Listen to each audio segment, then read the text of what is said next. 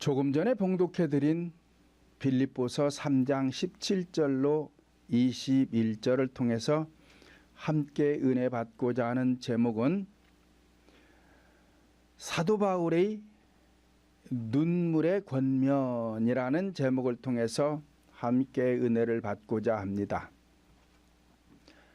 사도 중에 사도요, 위대한 전도자 사도 바울은 복음으로 많은 믿음의 자녀들을 낳았습니다. 그리고 사도 바울은 믿는 자들에게 여러 번 권면의 말씀을 했다라고 성경은 기록하고 있습니다. 그 중에서도 본문에 나타난 말씀은 눈물로써 권면한 말씀으로 보아 보통 권면이 아니라 아주 중요하고 특별한 권면임을 알 수가 있습니다. 사도 바울은 복음을 전하다가 죄인 아닌 죄수가 되어 옥에 갇혀 있으면서 앞날을 예측할 수 없는 긴박한 환경에서 이와 같이 눈물로써 권면을 하게 되었으니 오늘 본문의 권면은 얼마나 중요한가를 우리가 짐작할 수가 있습니다. 그리고 사도 바울은 빌립보 교인들의 영혼을 지극히 사랑했음을 알 수가 있습니다. 그러므로 사도 바울의 사랑하는 마음이 얼마나 간절했으면 눈물로 호소하며 권면을 했겠는가 하는 것입니다. 이와 같은 권면은 비단 사도 바울이 빌립보 교인들에게만 한정된 것이 아니라 오늘날 우리들에게 하나님께서 말씀하고 계시며 성령 하나님께서 말씀하고 계심을 우리는 알 수가 있습니다. 그렇다면 사도 바울이 그토록 눈물로써 권면한 내용이 무엇인가? 첫째로 자신을 본받는 성도들이 되라는 것입니다. 본문 17절 다시 보면 형제들아 너희는 함께 나를 본받으라 또 우리로 본을 삼는 것 같이 그대로 행하는 자들을 보이라 라고 하였습니다. 이와 같은 말씀을 하게 된 배경은 그 당시에 현상에 치우쳐 외식하는 거짓자들이 많이 있었고 또한 이들이 믿는 자들을 미혹해하며 자신들의 힘을 이용하여 백성들을 억압하고 있었기 때문입니다. 그러나 사도 바울은 억압에 굴복하지 아니하고 복음을 전하다가 이들에게 붙들려 죄인 아닌 죄인이 되어 감옥에 갇히게 되자 사도 바울을 따르던 많은 사람들이 믿음의 길을 떠나 거짓자들을 따르게 된다는 소식을 들으면서 이들을 향해 사도 바울은 옥중에서 눈물을 흘리며 거짓자들에게 속지 말고 자신을 따르며 자신을 본받는 자들이 되라고 호소를 하였던 것입니다. 디모데후서 4장 9절로 10절 보면 너는 어서 속히 내게로 오라. 데마는 세상을 사랑하여 나를 버리고 데살로니가로 갔고 그레스게는 갈라디아로 디도는 달마디아로 갔고 누가만 나와 함께 있느니라 말씀을 하였습니다. 사도 바울은 능력이 강한 사도였습니다. 그래서 많은 자들이 따랐고 그 중에서 데마와 그레스게와 디도는 바울 사도가 그래도 많은 자들 중에 신임했던 사람들입니다. 그런데 바울 사도가 가는 곳마다 핍박을 당하고 무시당하고 매맞고 감옥에 갇히는 것이 한두 번이 아닙니다. 수도 없이 이렇게 나약한 모습을 보면서 데마와 그리스게와 디도는 빌립보 감옥에 사도 바울이 갇히는 걸 보면서 사도 바울을 떠났다라고 옥중에서 그 소식을 접하면서 눈물로 이들에게 호소하는 것입니다. 그러므로 자신을 버리고 떠나는 자들을 보면서 사도 바울은 자신의 십자가 중심적인 신앙을 본받아야 한다라고 눈물로 호소하고 있는 것입니다.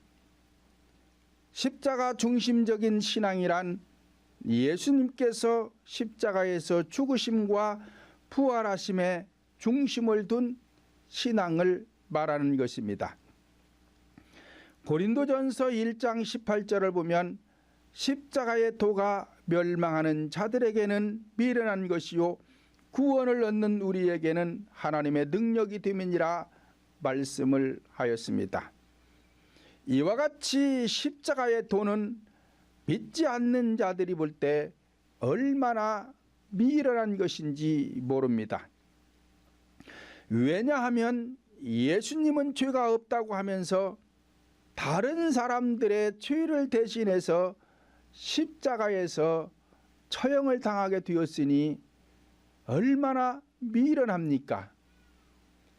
인간들은 자신이 진 죄도 숨기고 벌을 받지 않으려고 하는데 예수님은 인류의 죄를 대신해서 자기가 십자가를 지고 처형을 당한다고 하니 얼마나 미련하냐 하는 것입니다. 사도 바울 역시 복음을 증거하면서 매도 여러 번 맞고 죽을 뻔도 여러 번 했습니다. 또한 감옥에도 여러 번 갇히게 되었습니다. 그런데도 복음을 전파합니다. 그렇다고 해서 누가 알아주지도 않는데 굶주려 가면서 다니는 모습을 보면서 믿지 않는 자들이 볼 때는 얼마나 미련한지 모릅니다. 그러나 사도 바울은 믿음의 가치와 영적으로 부활한 생명의 가치는 온 천하를 주고도 얻을 수 없는 가치가 있다는 것을 너무나도 잘 알고 있는 것입니다. 그러므로 생명은 비밀이다. 계시된 것으로서 열어 보인 자만이 아는 것이지 그렇지 않으면 이 비밀을 알 수가 없는 것입니다. 고린도전서 2장 2절을 보면 내가 너희 중에서 예수 그리스도와 그가 십자가에 못 박힌 것 외에는 아무것도 알지 않기로 작정하였음이니라 말씀을 하였습니다. 왜 이렇게 사도 바울은 십자가에서 죽으신 예수만을 알기로 작정을 하였는가? 예수 그리스도에게만이 생명과 천하를 주어도 얻을 수 없는 가치가 있다는 것을 깨달았기 때문에 그런 것입니다.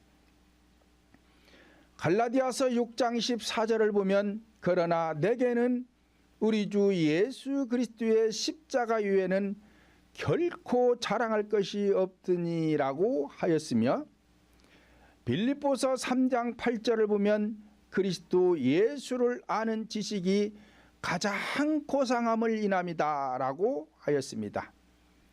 그러므로 생명의 가치가 얼마나 큰가는 생명을 소유한 자만이 알 수가 있는 것이지 아무나 알 수가 있는 것이 아닙니다. 사도 바울 역시 사울 신앙으로 있을 때는 생명의 가치를 몰랐습니다. 그래서 믿는 자들을 핍박하고 때리고 감옥에 쳐넣고 심지어 돌로 쳐 죽이는데 앞장섰던 사람입니다. 그러다가 다메섹 도상에서 부활하신 성령 하나님을 영접하고 난 이후에 사울이 바울이 되면서 그 신앙이 180도 달라지게 되었던 것입니다. 그러므로 십자가 중심적인 신앙을 본받으려면 둘째로 죽는 것을 본받아야 한다는 것입니다. 고린도전서 15장 31절을 보면 형제들아 내가 그리스도 예수 우리 주 안에서 가진 바 너희에게 대한 나의 자랑을 두고 단언하노니 나는 날마다 죽노라 말씀을 하였습니다. 예수님께서 십자가에 자신의 몸을 못 박아 목숨을 버리시며 죽은 자의 본을 보여주셨는데 이것은 현상적인 죽음을 통해서 본질적인 육신의 정욕을 제어하라 그런 교훈의 말씀을 하였으며 이 가르침에 따라 사도 바울이 날마다 죽는다는 것은 인간의 본질인 마음속의 악한 죄성들을 회개하여 십자가에 못 박아 죽는 것을 본받으라는 것입니다. 왜냐하면 성도들의 목적은 구원인 것입니다. 구원의 목적을 이루기 위해서는 인간의 본질 속에 있는 육신의 정욕을 죽여야 하는 것입니다.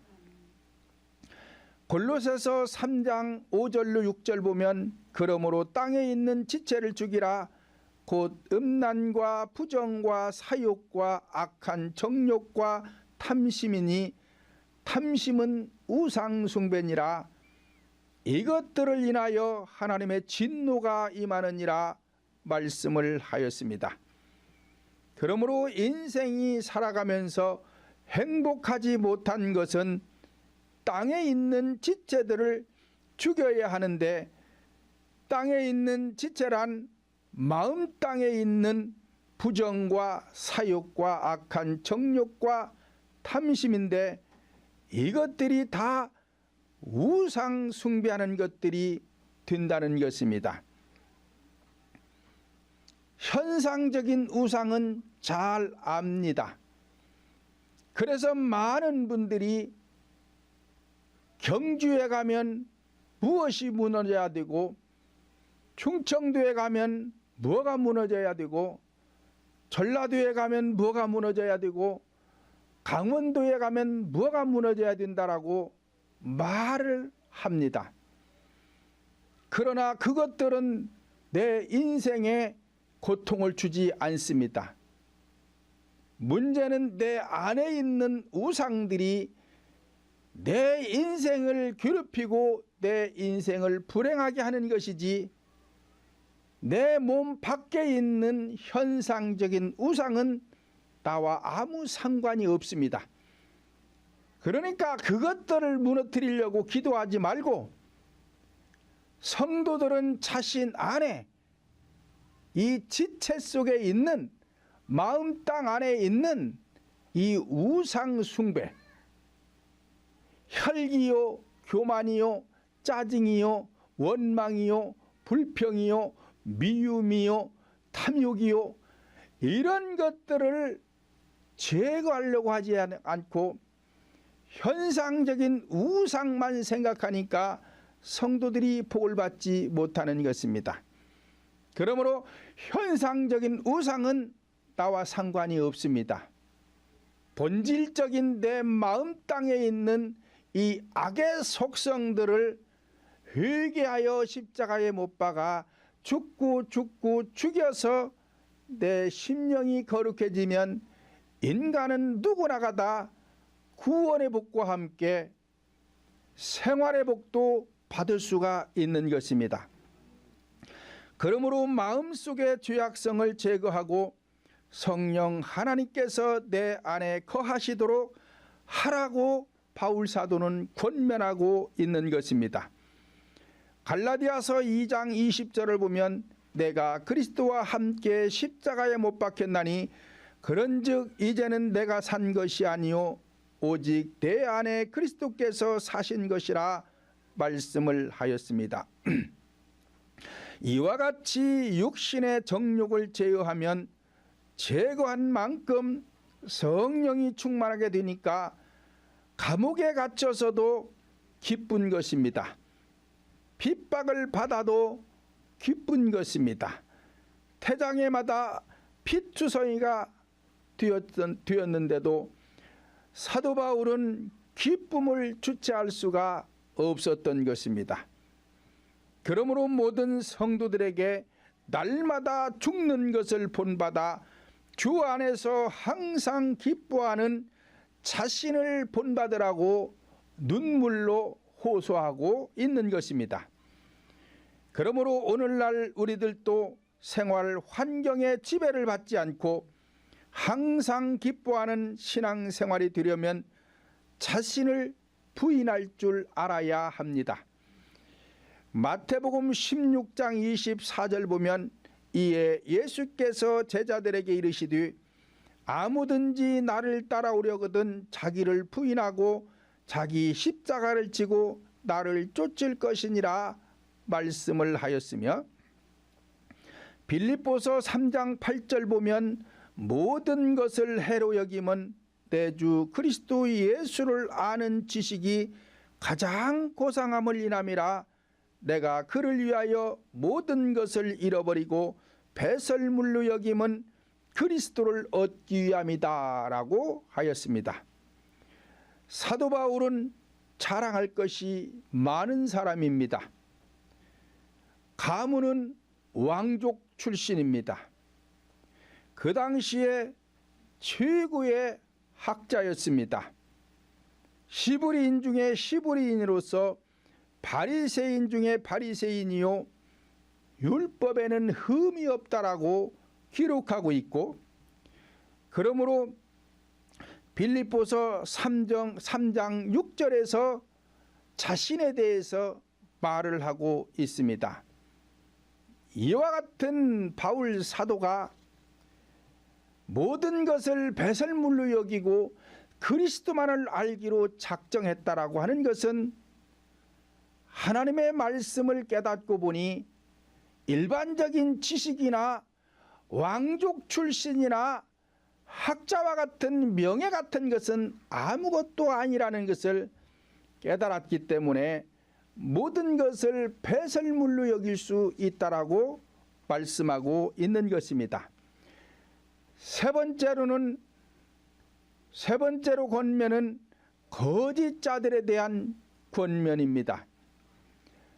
본문 18절을 보면 내가 여러 번 너희에게 말하거니와 이제도 눈물을 흘리며 말하노니 여러 사람들이 그리스도 십자가의 원수로 행하는지라 말씀을 하였습니다. 그 당시에도 사도 바울뿐만이 아니라 복음을 전한다고 전하는 사람들이 많이 있었습니다. 그런데 십자가에서 죽으신 그리스도와 원수가 되어 복음을 전하는 사람들이 많이 있다는 것입니다. 그러므로 과거에도 여러 번 권면했지만 지금 또다시 권면하는데, 저들을 따라가면 멸망을 받게 된다는 것입니다.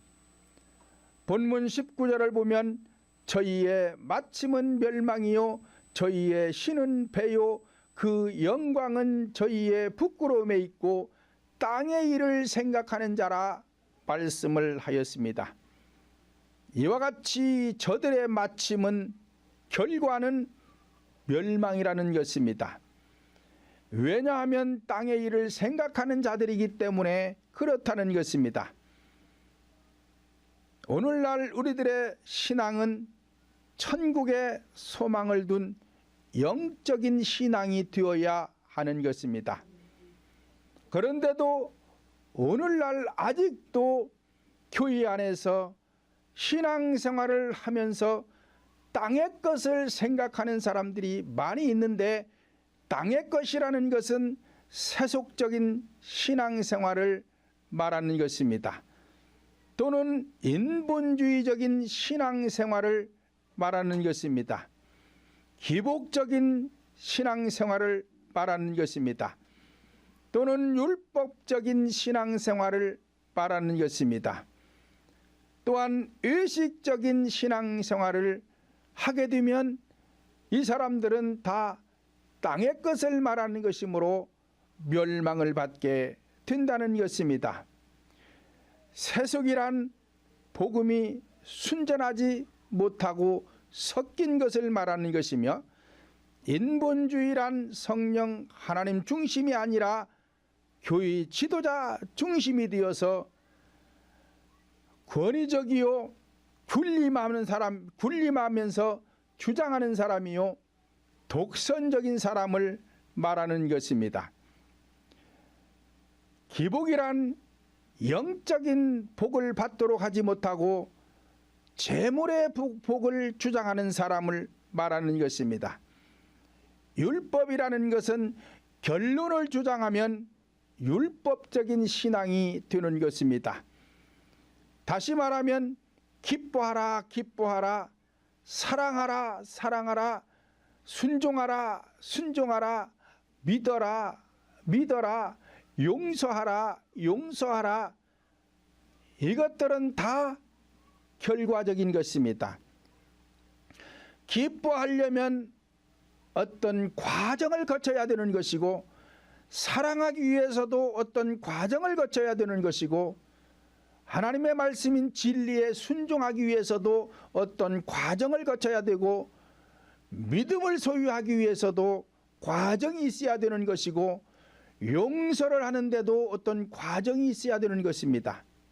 그러니까 과정을 가르쳐주고 과정을 따라 실천하면 결과는 주어지게 되어 있는데, 과정은 말하지 않고 결과만을 자꾸 주장하면 이것이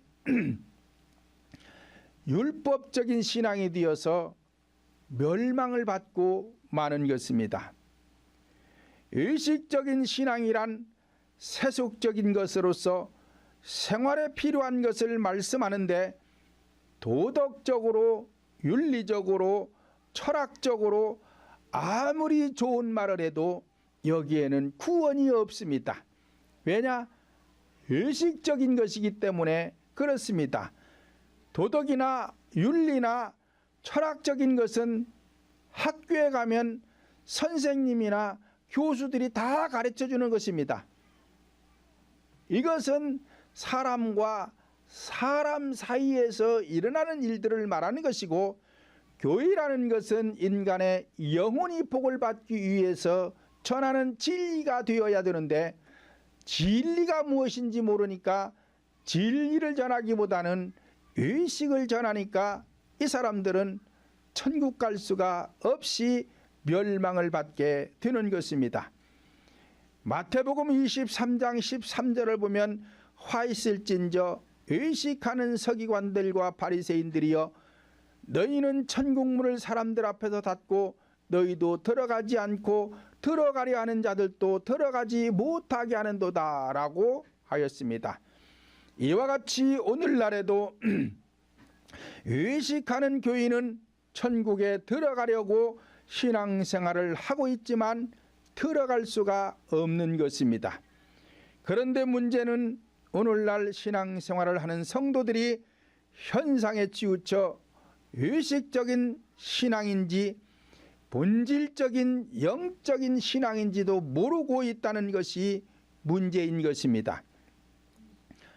내가 어떤 잘못을 했으면 그것을 잘못이라고 내가 깨닫고 그 잘못을 알아야 잘못을 고치려고 하는데,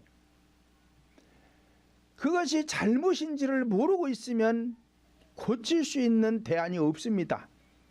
그런 것처럼 교회 안에서도 지금 내가 신앙생활을 하면서 무엇이 잘못인지를 알아야 고칠 수가 있는 것인데, 무엇이 잘못인지를 모르고 있으니 고칠 수 있는 것이 없습니다. 그러니까 이런 사람을 갖다가 의식하는 사람이고, 의식하는 자들은 자기도 천국 못 가고 성도들도 천국에 못 가게 하는 자로서 악행 중에 악행이 된다는 것입니다.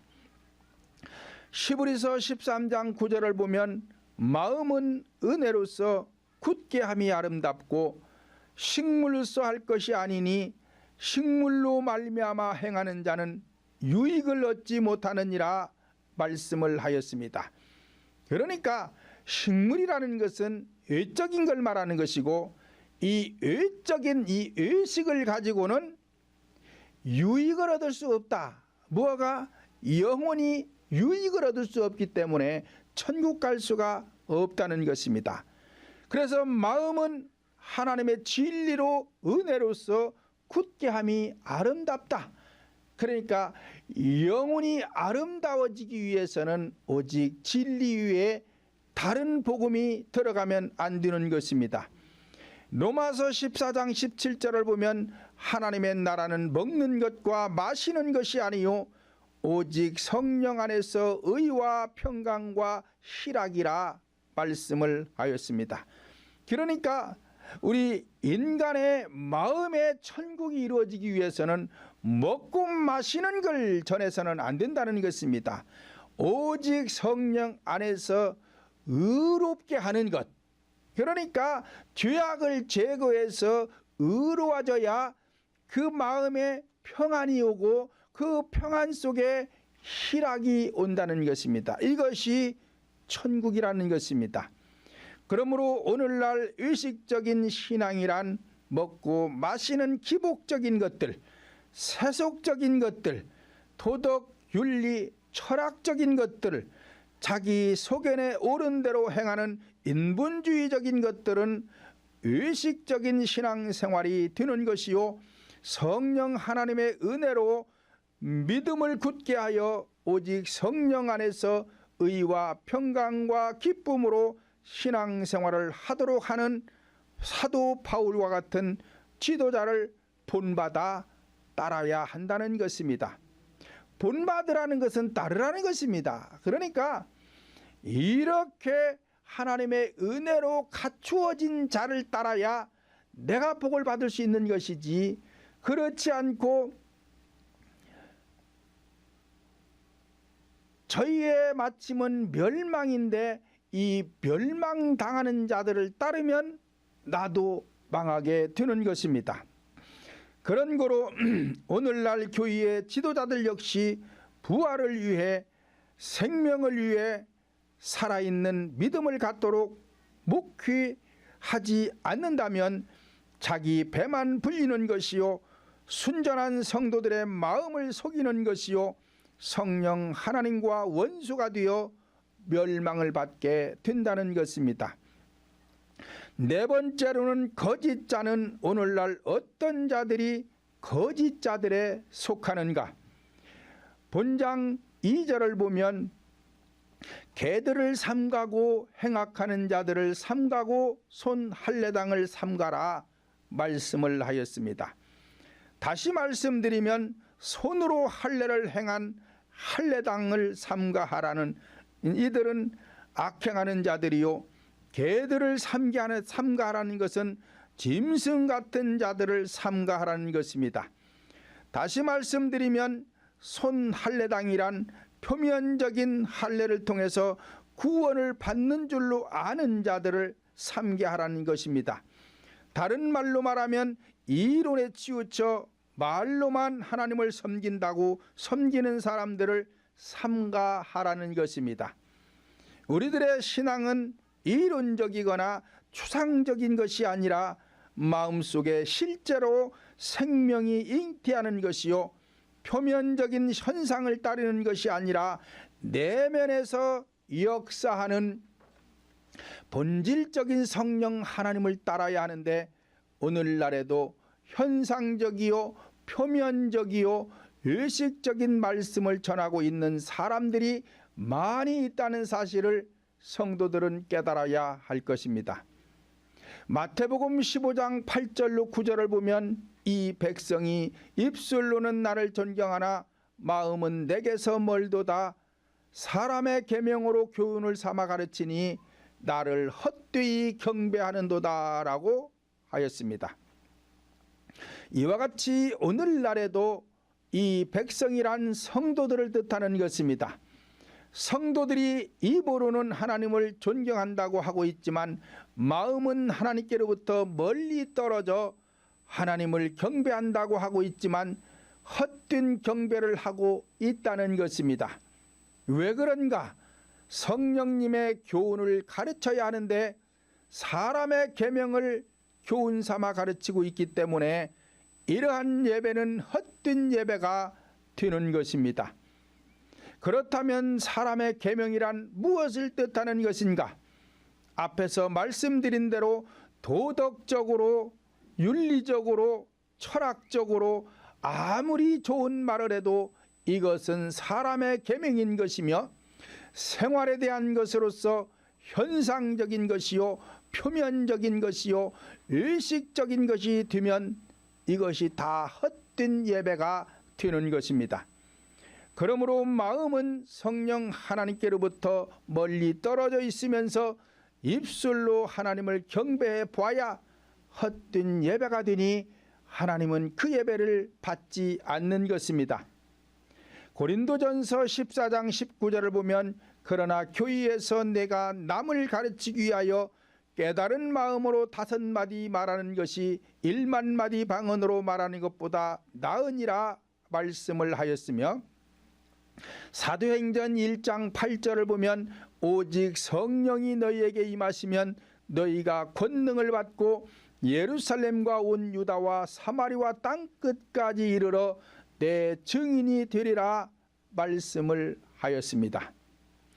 이와 같이 성령 하나님의 증인이 되어 교회에서 성도들을 가르치려면 마음속에 받은 증거가 있어야 한다는 것입니다.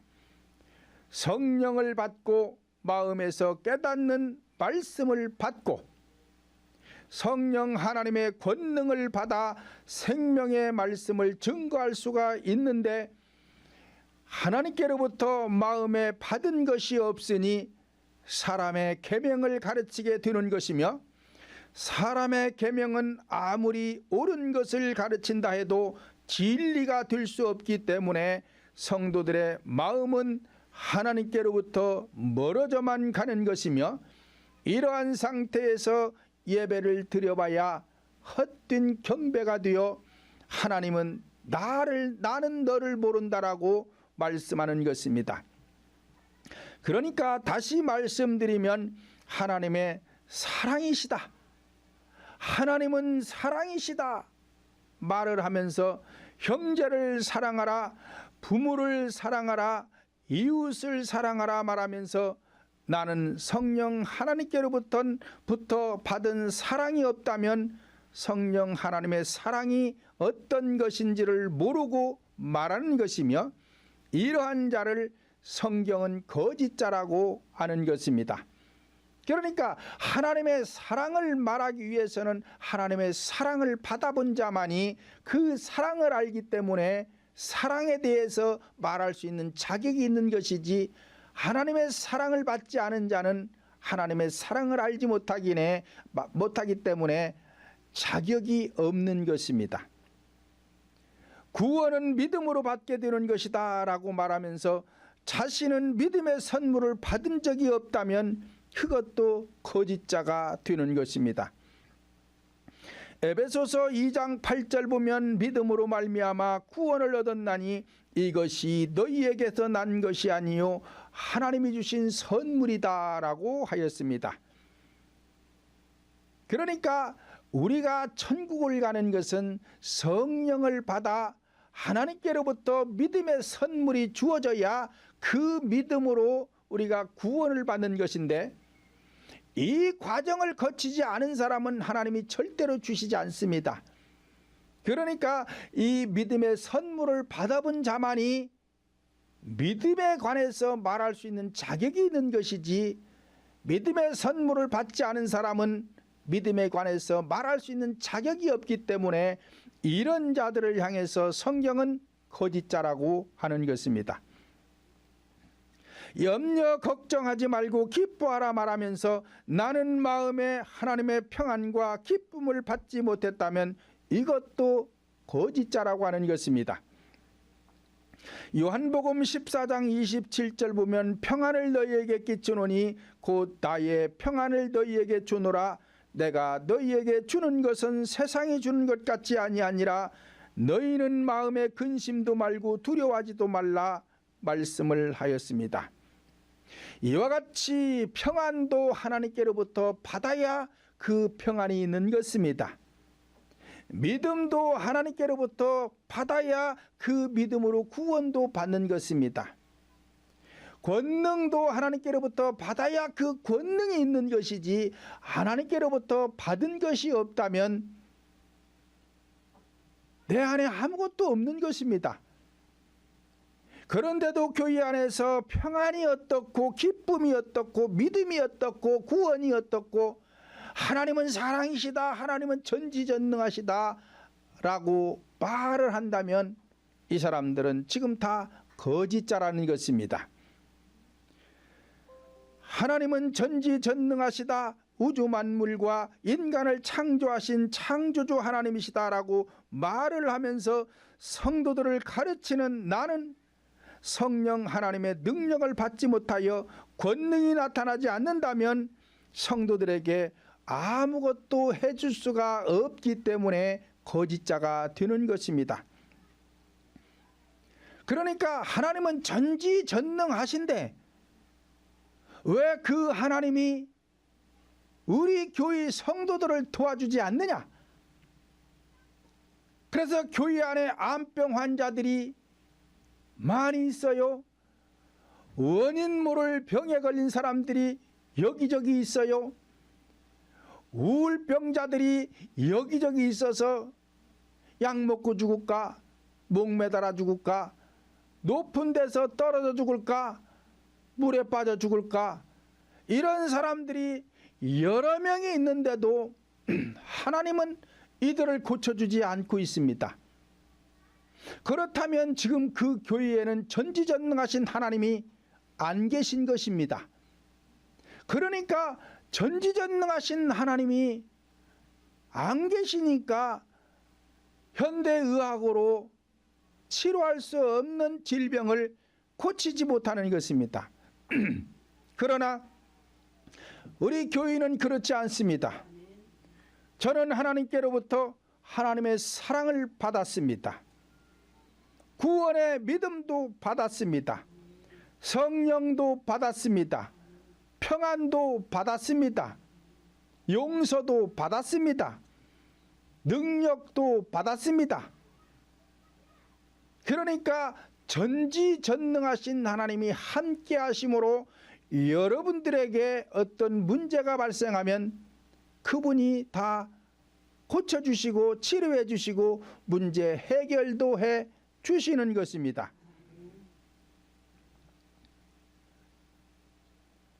그러므로 사도 바울은 이러한 거짓자들을 삼가하라는 것입니다.